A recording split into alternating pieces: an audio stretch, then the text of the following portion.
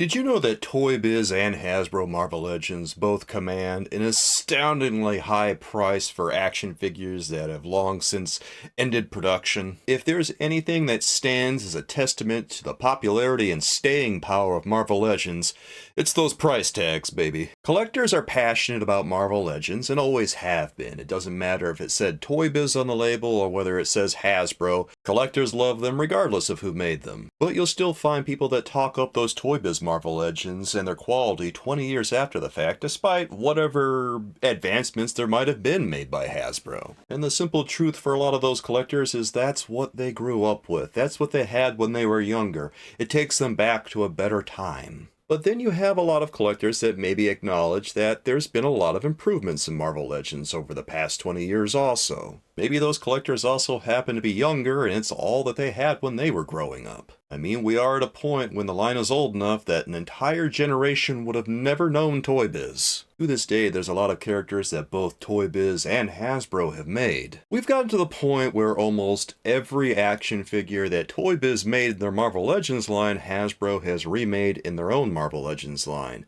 But does that necessarily make each action figure better?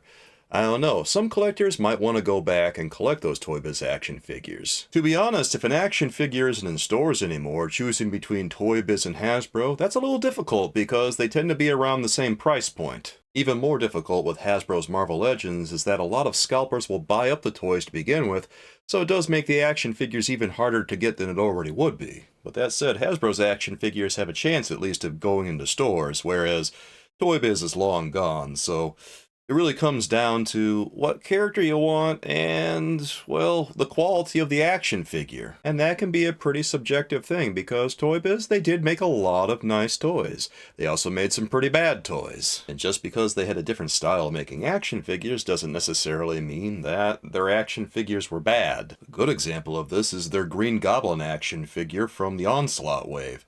It's better than anything Hasbro's come up with. I mean, look at their last Green Goblin action figure. It looks like trash compared to Toybiz's. But then Hasbro's Ultron is way better than what Toybiz cooked up, so you really gotta look and see what's there before you make your judgments. One of the greatest strengths of Toybiz's Marvel Legends is that there's such a variation in the way they made action figures.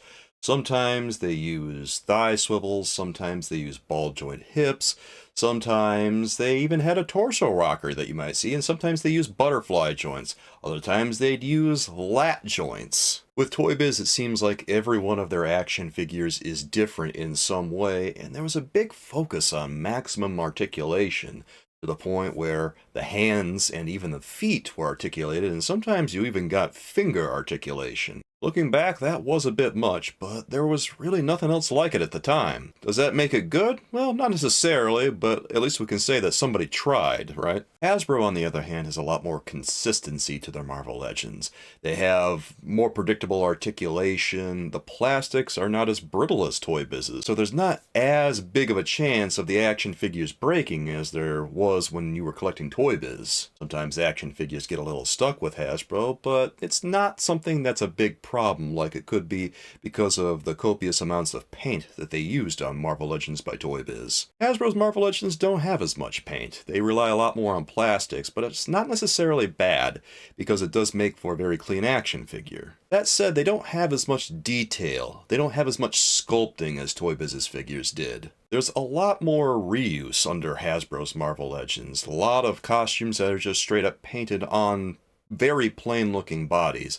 Not that Toybiz didn't do that, but it seems to be more of a thing under Hasbro's reign. A good example of this is Spider-Man action figures. Hasbro always paints Spider-Man's costume on, whereas Toybiz had a tendency to sculpt his costume on. Hasbro's action figures have a lot of articulation, but they're not necessarily all about articulation because there's no hand or feet articulation for the most part. With Hasbro, it seems there's a greater emphasis on stability and durability. But aside from all those things, guys, there's also that X factor. Nostalgia. And let's be real, when it comes to nostalgia, you really can't beat Toybiz in that department because They got seniority, they created the line, they got all kinds of figures under their belt in the short time they were making Marvel Legends. They put out a lot of product in just a few years, and people bought a lot of it, and we still remember it to this day. And obviously for good reason, because Marvel Legends still exists now. Let's take a look at a basic body from both Toybiz and Hasbro. One of the most basic bodies that Toybiz used was the Bullseye body that first appeared on, well, you know, Bullseye. And one of the last action figures to use that body was Moon Knight. This action figure was characterized by butterfly joints, moving fingers, diagonal ball-jointed hips that I'm pretty sure Toybiz used for stability's sake, and a waist swivel and ab crunch. Ankle articulation was pretty minimal. Paint apps were abundant on Moon Knight, as were all Toybiz's Marvel Legends. As was fairly standard at the time, Toybiz's Moon Knight came with a Build-A-Figure piece, it came with a comic book, and it also came with some accessories, which didn't always happen with Toybiz's figures, but Moon Knight comes with a staff as well as some nunchucks. Also of note is that this action figure was sold for $8.99 at the time, which today would be sold around $15, $16 ballpark. By comparison, here's Cyclops from the new Nemesis wave by Hasbro's Marvel Legends. This one uses the Vulcan body, and it's a very basic body that's used across a lot of Hasbro's Marvel Legends these days. It features butterfly joints, interchangeable hands, a waist swivel and ab crunch, and an ankle swivel. This action figure is notable for coming with more accessories. It has an extra head that it can put on, as well as an extra set of hands and some optic blast effects. Cyclops obviously has a much stronger emphasis on accessories with the optic blast, hand pieces, and an extra head, despite having the Build-A-Figure part, although he doesn't have a comic book. Hasbro phased out comic books back in 2007 when they acquired the license. Also of note is that instead of the ball-jointed hips, Hasbro brought back the thigh swivel. Toybiz originally used the thigh swivel for the first 4 series or so of Marvel Legends, and then decided to start using ball joints. So it's kind of curious that for Hasbro, what's old is new again, and what was functional in the first place was actually the best choice. Different aesthetics on each action figure, different design philosophies. You have to decide which one is more your speed, I think. But these are both fantastic examples of basic bodies that the companies use to make their action figures. In the end, guys, the only person that can decide which company's action figure is better for you is you. Which one do you prefer for whatever reason? Maybe you want that articulation, maybe you want that nostalgia, maybe then Toybiz is for you. Maybe you like cleaner looking action figures, maybe you like more simple looking plastic. Maybe you like more accessories.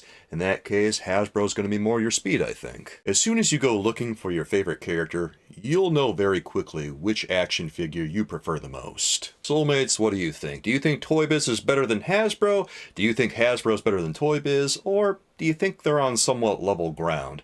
I don't know, guys. Let me know what you think down in the comments, because I'd love to hear from you. Thanks for hanging out with me, thanks for watching, and I'll catch you next time, everyone. Have a great day, guys.